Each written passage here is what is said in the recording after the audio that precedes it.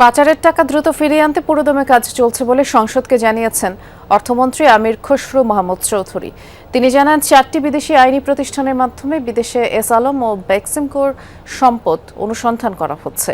মন্ত্রী বলেন, ক্ষমতা গ্রহণের পর থেকে পর্যন্ত 90.66 মিলিয়ন মার্কিন ডলার শোধ করেছে সরকার। সংসদে প্রশ্নোত্তর পর্বে অর্থমন্ত্রী আরও বলেন, বিএনপি আমলে শেয়ার বাজার লুটপাট বা ব্যাংক খাত নিয়ে কোনো প্রশ্ন ওঠেনি। ঋণ খেলাপিদের টাকা উদ্ধারে সরকার ব্যবস্থা নিচ্ছে। আরও বলেন, দেশের ভঙ্গুর আর্থিক খাত উন্নয়নে সরকারের সুনির্দিষ্ট পরিকল্পনা রয়েছে। বিভিন্ন মেয়াদী সমন্বিত কাঠামো অনুমোদন করেছে সরকার। মন্ত্রী জানান, সামষ্টিক অর্থনীতি স্থিতিশীলতায় উদ্যোগও গ্রহণ করেছে সরকার। আর বর্তমানে বাজার ভিত্তিক বিনিময় হার ব্যবস্থা গ্রহণ করায় রেমিটেন্স বেড়েছে। পুঁজিবাজারের স্বচ্ছতা ও আস্থা ফিরিয়ে আনতে পুঁজিবাজার সংস্কার কমিশনের সিদ্ধান্ত নেওয়া হয়েছে বলে জানান অর্থমন্ত্রী।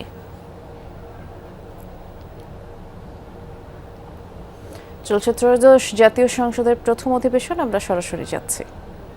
সালাউদ্দিন চাঁদপুর, গাজীপুর 4, অধ্যাপক নজরুল ইসলাম রাজশাহী 5, মোহাম্মদ মাহবুবুর রহমান বেলাল রংপুর 3, এম মাহবুবউদ্দিন নোয়াখালী 1, মোহাম্মদ আব্দুল সাত্তার নীলফামারী 1, মোহাম্মদ এরশাদুল্লাহ চট্টগ্রাম 8, মোহাম্মদ আব্দুল খালেক সাতক্ষীরা 2, মোহাম্মদ সেলিম রেজা সিরাজগঞ্জ 1, মোহাম্মদ অলিউল্লাহ বরগুনা 1, মোহাম্মদ মাসুদ পারভেজ চুয়াডাঙ্গা 1, মোহাম্মদ আতাউর রহমান নড়াইল 2, মোহাম্মদ মাজেদুর রহমান গাইবান্ধা 1, মোহাম্মদ আখতার হোসেন রংপুর 4, মোহাম্মদ শওকতুল ইসলাম মৌলভীবাজার 2, মোহাম্মদ উদ্দিন ফরিদ যশোর 2, কামরুজ্জামান কামরুল সুনামগঞ্জ 1,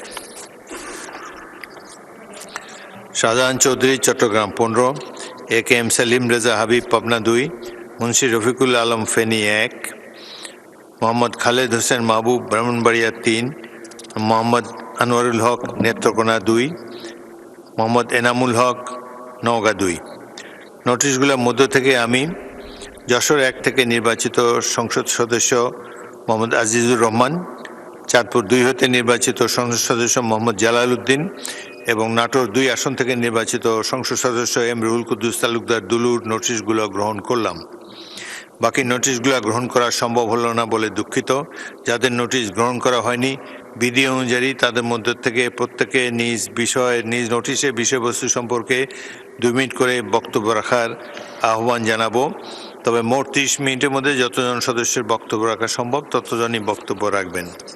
প্রথমেই বক্তব্য রাখার জন্য আহ্বান জানাচ্ছি মোহাম্মদ আবুল কালাম, কুমিল্লা 9।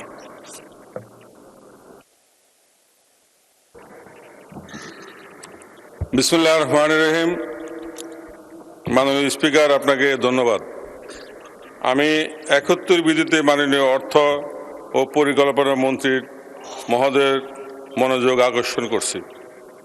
উত্থাপিত বিষয়, কুমিল্লা জেলার আমার নির্বাচনী এলাকা মনোহরগঞ্জ উপজেলার জন্য একটি মেগা প্রকল্প গ্রহণ প্রসঙ্গে মাননীয় স্পিকার, 2005 সালে 5ই ফেব্রুয়ারি আমাদের গণতন্ত্রের মা, তৎকালীন প্রধানমন্ত্রী, বাংলাদেশ জাতীয়তাবাদী দলের বিএনপির চেয়ারপারসন, আপসহীন নেত্রী মরহুমা বেগম খালেদা জিয়া আনুষ্ঠানিকভাবে 11টি ইউনিয়ন নিয়ে মনোহরগঞ্জ উপজেলা গঠন করেন। রাজনৈতিক প্রতিহিংসার কারণে এখানে প্রতিষ্ঠিত হয়নি উন্নত যোগাযোগ ব্যবস্থা, ভালো মানের শিক্ষা প্রতিষ্ঠান, নেই কোনো ভালো মানের সরকারি স্বাস্থ্যসেবা সুবিধা কিংবা বাণিজ্যিক প্রতিষ্ঠান।